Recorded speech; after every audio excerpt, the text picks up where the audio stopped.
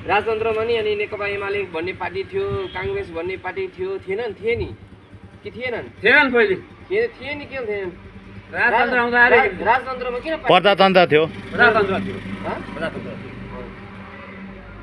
यहाँ हुनुपर्छ नेपालमा जनताबाट चुनिएको प्रधानमन्त्री हुनुपर्छ, राजा सम्बन्धाधिक राजा हुनुपर्छ, संविधान प्रवक्ता हुनुपर्छ, राष्ट्रपतिको काम राजाले गर्छ, प्रधानमन्त्री चाहिँ जनताले चुनेको यी माथि नेताले चुनेको प्रधानमन्त्री काम हुँदैन। यो अहिले बस्नु भएछन्, यो अहिले यो सांसद जति पनि छन् नि नेपालमा दुनियाँभर हो यी सांसद चाहिँ खारेज गर्नुपर्छ भन्ने होइन होइन प्रान्त भनेर उहाँले भन्न खोजेको तपाईँले कुरो बुझ्नु भएन। उहाँले भन्न खोजेको राजाले राष्ट्रपति गर्नेले काम राष्ट्रपतिले गर्ने जुन प्रधानमन्त्री भन्ने चाहिँ कार्यकारी प्रधानमन्त्री बनाउनु पर्यो सरकारले जनताले चुनेको पर्यो।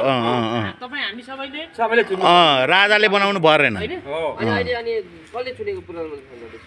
सांसदले चुनेको छ, हाम्रो चुनेको बनाउँछ कुनले घुस खुवाउन सक्छन् धेरै त्यसले हुन्छ। अहिले भनेको अब पार्टीगत हिसाबमा अब कसको सांसदहरू धेरै छन् उनीहरूले भोटको आधारमा। त्यसैले अब यो अहिले युवा नेतृत्वबाट उदाएका छन् नि काठमाडौँमा, उहाँलाई प्रधानमन्त्री बनाउँदा कसो होला?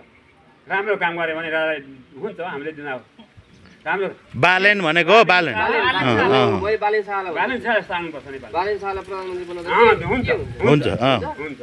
सहमत हो? सहमत, एकदम सहमत। कार्यकारी राष्ट्रपति भयो भने पनि ओके। आउनु पर्यो कि बालेन आउनु पर्यो? हो यी 70 वर्ष नआएका 80 वर्ष पहिला विधवाको पनि एकदमै प्यावा हो। यिनीहरूले खानु कति वर्ष भयो? खै भत्ता खाँदै हुन्छ? किन खानु त दियो भने खान्छ, दियो भने खान्छ। सेम मेरो तपाईँ यसपालि खाएको छैन? दिएन यसपालि? दिएन यसपालि। अनि राजाले माग्न जान्छ नि त भत्ता?